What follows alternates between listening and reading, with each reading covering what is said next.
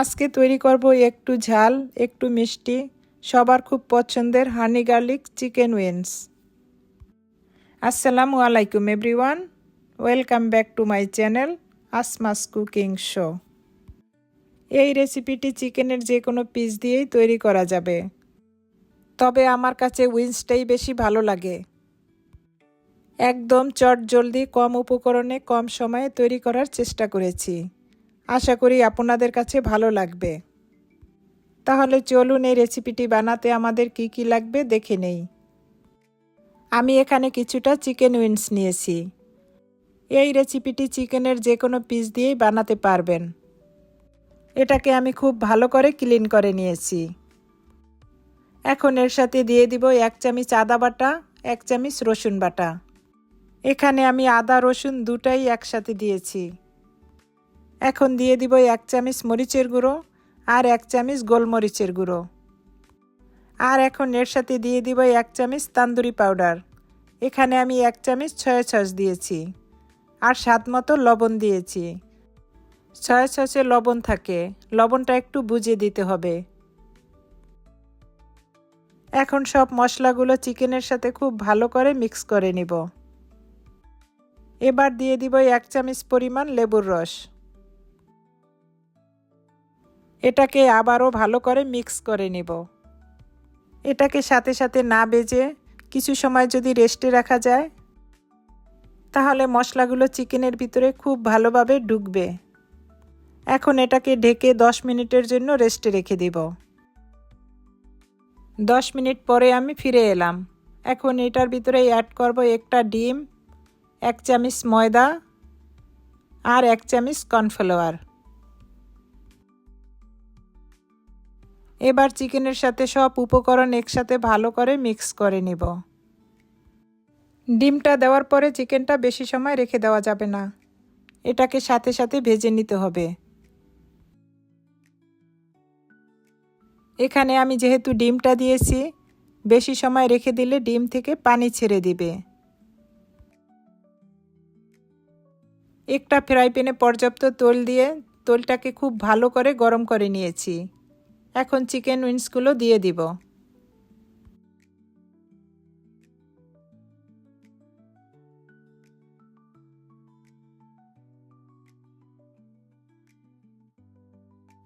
এভাবে উল্টিয়ে পাল্টিয়ে চিকেনটাকে ভেজে নিব।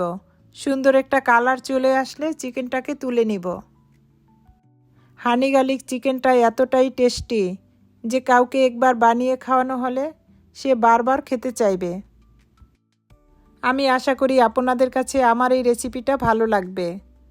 যদি ভালো লেগে থাকে বেশি বেশি শেয়ার করে আমার চ্যানেলটাকে সাবস্ক্রাইব করে রাখবেন আর বেল বাটনটা অন করে রাখবেন। এরকম নিত্য নতুন রেসিপি দেওয়া মাত্র আপনার কাছে পৌঁছে যাবে।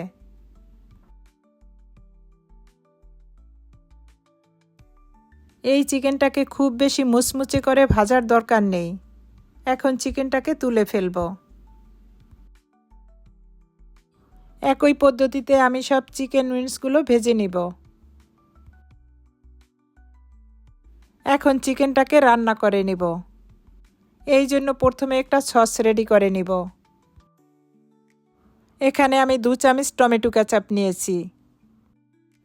এখন এর সাথে দিয়ে দিব 1 চামচ সুইট চিলি সস আর দিয়ে দিব 1 চামচ সয়া সস।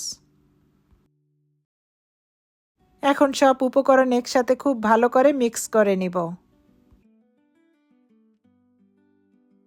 এটা যখন খুব ভালো করে মিক্স করা হয়ে যাবে, তখন এর ভিতরে দিয়ে দিব 2 চামচ হানি। এই চিকেনের মেইন উপকরণ হলো হানি আর গার্লিক। এখন এটাকে খুব ভালো করে মিক্স করে নিতে হবে।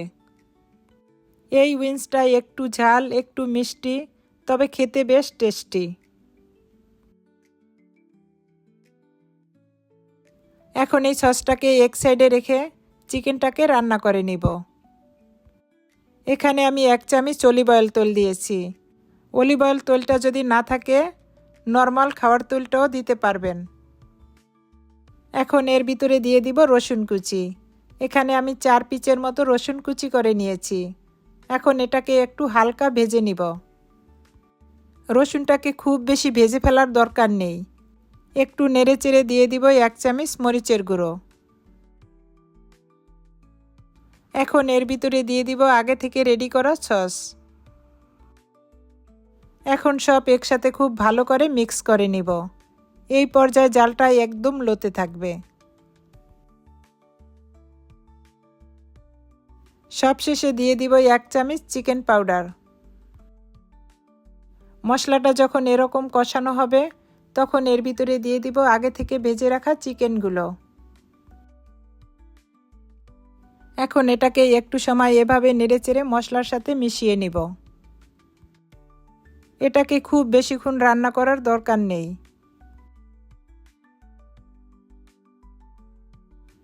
চিকেনটা যখন হয়ে আসবে তখন সবশেষে দিয়ে দিব 1 চামচ কর্নফ্লাওয়ার।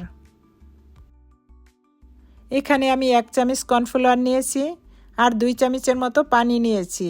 এখন এটাকে খুব ভালো করে মিক্স করে নিব।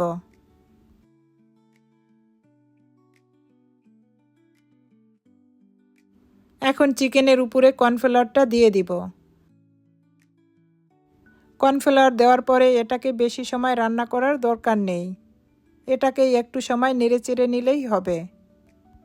সবশেষে দিয়ে দিব এর উপরে একটু সাদা তেল। এখন চুলার জালটা অফ করে চিকেনটাকে সার্ভ করে দেখাবো। এই চিকেনটা খেতে এতটাই টেস্টি যে ছোট বড় সকলেই পছন্দ করে খাবে। এই চিকেনটার উপরটা থাকবে একটু ক্রিস্পি আর ভিতরটা থাকবে জুসি। এভাবে হানি গার্লিক চিকেন উইংস বানিয়ে যদি কাউকে খাওয়ান, সে একবার খেলে বারবার খেতে চাইবে।